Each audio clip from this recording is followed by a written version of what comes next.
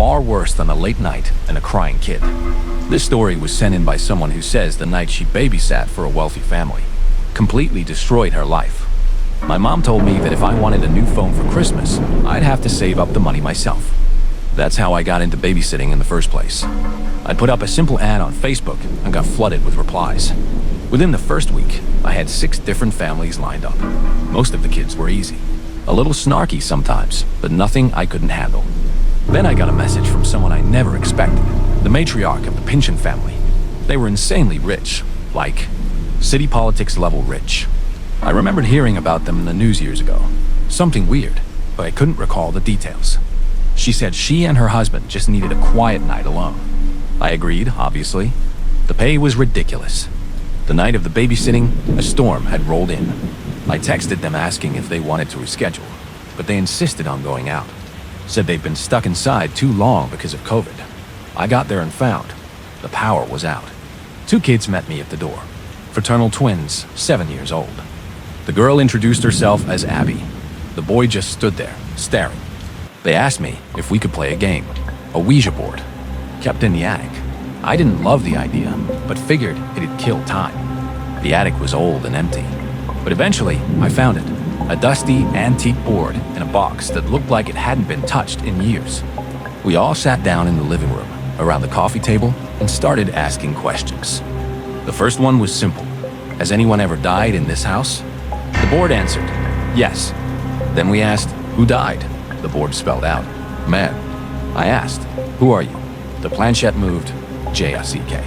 That's when the boy freaked out. That's my name. How does it know my name? Then I asked the question I now regret more than anything. Who killed you? The board answered, J-U-N-E-R-I-G-E-L. That's my name.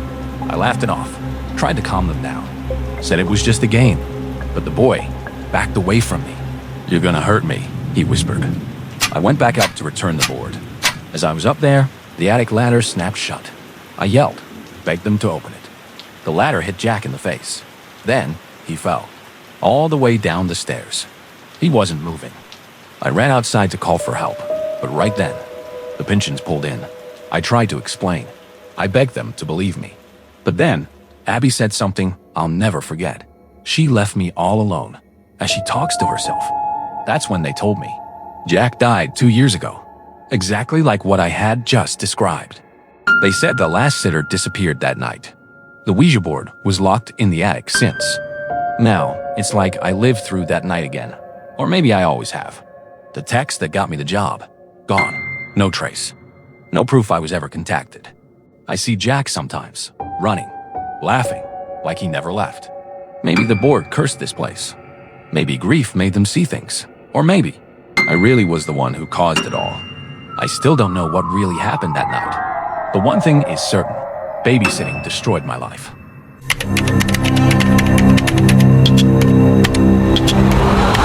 This happened about 2 months ago, and I'm still not sure if I survived a haunting or an abduction. My neighbor, Mrs. Sharma, asked me to babysit her 10-year-old son for the afternoon. But halfway through, she sent me a message that made my stomach drop. Please feed Mohan his dog food at 2:00 p.m. The problem? Mohan wasn't a dog. I only agreed to babysit because my mom wanted to be friendly with the new neighbor. Mrs. Sharma was strange. The first time I saw her, she was chopping a bar of soap like vegetables on our cutting board. Another time, I caught her eating dry dog kibble from a bag of pedigree. I assumed she was just an eccentric woman, but when I arrived that afternoon, she barely spoke to me, just handed me her keys and left. Mohan was in the living room watching cartoons. Black hair, red t-shirt, quietly eating noodles. He seemed fine. Around 1:40 p.m., my phone buzzed. T was Mrs. Sharma. Please feed Mohan his dog food at 2:00 p.m. The packet is in the cupboard and his dog bowl is near the sink. I stared at the message in disbelief.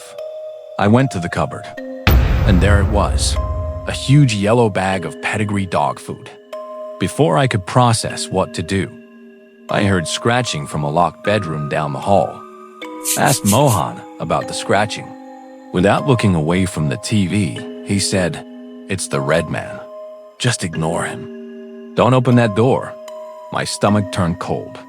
When I asked if his mother really fed him dog food, he just nodded. I decided I couldn't leave him there. I told him to come to my house so we could call the police. But he stopped walking and started crying. Then he said something that made my knees feel weak. That womanized my mother. My real mother was killed 2 years ago by the red man. He explained that his real mom warned him never to open the guest room door because something lived in there. One night, a red hand reached out and pulled her in. The next morning, his mother came back, different. She twisted her neck at odd angles, took baths in milk and oil, fed their dog soap, and she fed him pedigree. Before I could respond, I heard a car screech outside. The front door unlocked. Mrs. Sharma walked in, smiling. She chatted casually, then walked straight to the locked door. "Did you not let Mohan out of the room?" she asked. My blood ran cold. Out of the room? She opened the door. I braced myself for something inhuman. But instead, a golden retriever ran out and jumped on me, tail wagging. Mrs. Sharma laughed, saying Mohan was her son, but actually her dog. Confused and embarrassed, I left quickly. When I got home, I told my mom everything, and she wasn't surprised. She said the soap cutting was her idea, and that Mrs. Sharma sometimes tastes dog food to encourage Mohan the dog to eat. But then my mom pointed to a painting Mrs. Sharma had dropped off as a thank you gift. My throat went dry. It was a painting of the same boy I'd seen and spoken to earlier that day. And in the corner, it was signed, The Red Man. I've tried throwing that painting away, but it keeps showing up in my house. If a kid ever tells you about the Red Man, don't babysit. Call an exorcist.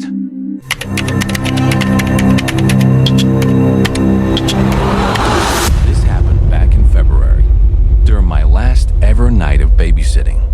At the time, I was in my mid-20s, juggling a PhD program and a full-time job.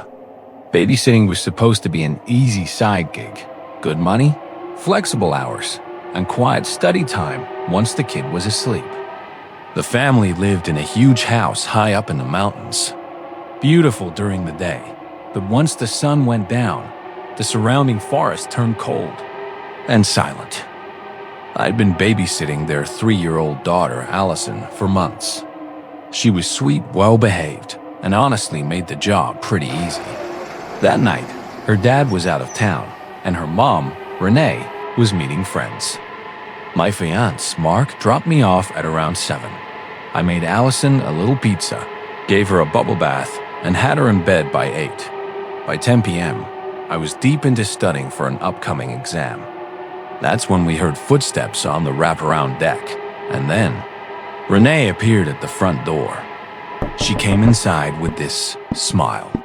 Not a normal smile, it was frozen, almost like her face was stuck. At first, I thought maybe she'd had too much wine, but she didn't talk the way she normally did. No long-winded chatter, just short, polite answers. That same grin never leaving her face. I felt Mark glance at me like, what the hell is going on? When I left, she stood in the window, waiting slowly, back and forth. Her movements were stiff, mechanical. We passed her silver SUV in the driveway. It was covered in a thick layer of dust. Strange for someone who washed her car every week. I joked about it, but the truth was, my skin was crawling. We drove off, but after a while, something felt wrong. The road seemed longer than usual. That's when I realized I'd left my textbook back at the house.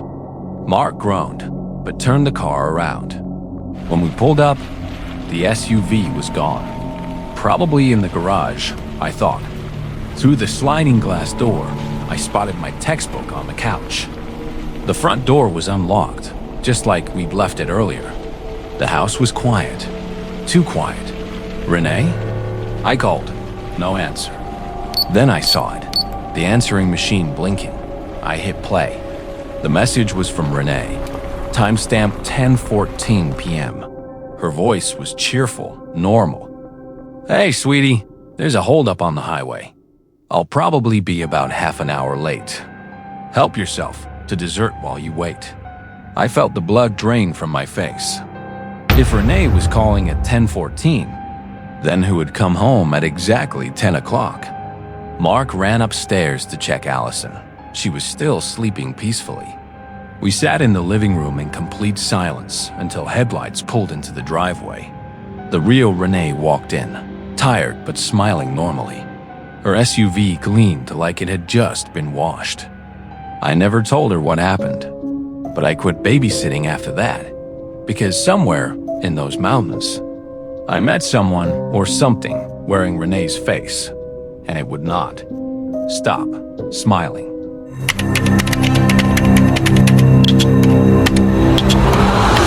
I've never really liked babysitting, but it's an easy way to make quick cash. I've watched a lot of kids over the years, and none of them have ever scared me. That is, until the night I realized I was babysitting the Antichrist. Michael's mom rushed out the door with a quick, "Call me if you need me." I asked her what time he went to bed, if he needed dinner or anything. All she said was probably before shutting the door. I turned, and Michael was sitting cross-legged in the middle of the living room floor. His back was to me, a wide smile on his face, staring down at nothing. When I walked around him, he slowly turned his head toward me. Way too slow. He licked his lips, then turned back to the floor. I thought maybe he'd act more normal as the night went on. I was wrong. A few minutes later, he asked, "Do you miss Tovar?" I froze. Tovar was the name of my dead cat, something I had never told anyone here. "How did you know that name?" I asked. He looked up at me. I hear him screaming. He doesn't remember your love. I tried keeping my distance, but he came over, laid his head on my leg. His skin was freezing, not just cold, ice cold. Then I noticed the book in his hands, Charlotte's Web, my favorite book when I was his age. Same exact crease on the front cover. I took it from him, flipped open the first page. My name in my own 8-year-old handwriting. "Why do you have this?" He smiled. "It was just sitting on the top shelf of your closet. Anyone could read it." I called his mom. No answer. That's when he tugged on my shirt and said he was hungry. He grabbed my hand, still ice cold, and led me to the fridge. I opened it and nearly threw up. On the middle shelf was a clear glass bowl filled with thick, dark red liquid. Floating in it were small chunks of something. I saw a finger and an eyeball pressed against the side of the bowl. Then something moved inside it. A fish, still alive, swimming through the blood. I slammed the fridge shut. Michael smiled. His teeth were perfectly white. "There's nothing scary in there." "Open it again." I locked myself in the bathroom for 20 minutes. But the sound of him running back and forth finally made me come out. The house was trashed, muddy footprints everywhere. I followed them until they went up the wall. My eyes followed all the way to the ceiling. The prints disappeared into an office. I went in. The trail ended in the corner of the ceiling. Nothing there. I turned to leave, and Michael was standing right there. His teeth were stained red. "I'm not hungry anymore," he said. I tried his mom's number again. A high-pitched tone rang in my ear, followed by a cold voice. "The number you have called has been disconnected." Michael tilted his head. "I hope you stay for a long time." I didn't like the last one. That's when it hit me. The woman I met earlier wasn't his mother. And Michael might not even have one. I thought about leaving, but outside, the sky was pitch black, even though I arrived before sunset. That blood in the fridge came from someone, and I'm starting to think I'll be next.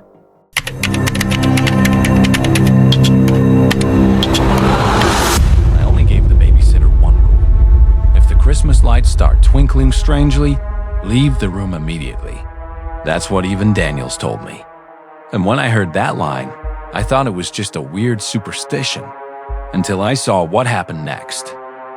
I'm the only female cop in this small town, which means I get the sensitive cases. Like the one where a man showed up at the hospital with scratches all over his face, blood dried on his forehead, and a story so strange it almost sounded supernatural. His name was Evan Daniels. Everyone knew his wife died years ago from a rare disease. He'd frozen her body cryogenically, hoping science would catch up someday. And he'd started a foundation in her name to help others. His 9-year-old daughter, Lindsay, was the only light left in his life. But that night, Evan's babysitter, Alice Weber, had attacked him. Out of nowhere, she suddenly went crazy, wielding a kitchen knife. Why? Evan said there was something possessing her, something evil. He gave her one rule when she came over. If the Christmas lights started flickering weirdly, get out immediately. He thought his house was haunted. The house had been acting strange since Thanksgiving. The Christmas lights flickered in a pattern no electrician could explain. So I stayed in that house for almost 2 days, waiting for the lights to do it again. Then it happened. The lights started twinkling. Dit-dit-da, dit-dit-da. Morse code. A message. Turns out, the flickering wasn't random. It was a desperate cry for help. Even Daniels wasn't crazy, but he was hiding a dark secret. The foundation? He was stealing from it, using the money to try to bring his wife back. And the previous babysitter, Vicky? She disappeared after catching him red-handed. Even had hurt Alice too. Tied her up, left her in his car's trunk to die. She fought for her life, scratching the inside of the trunk until she passed out. The ghost was real, but it wasn't supernatural.